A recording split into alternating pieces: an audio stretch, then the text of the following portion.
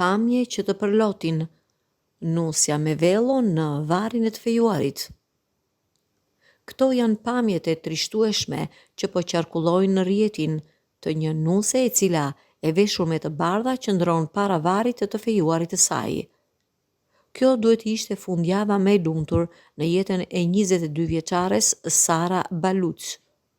Të dielën, ajo do t'i drejtojë altarit me fustanin e nusërisë për të martuar me 24 vjeçarin Muhammad Sharifi, por në vendin të kësaj shkoi në Varrezat, ku dashuria e jetës së saj prehet në Nashville, Tennessee.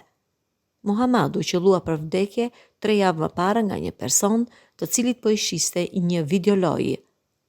Baluç shihet duke qarë e ulur pranë varrit të dashurit të saj, e rrethuar nga të afërm që thon lutjet dhe lexojnë Kuranin.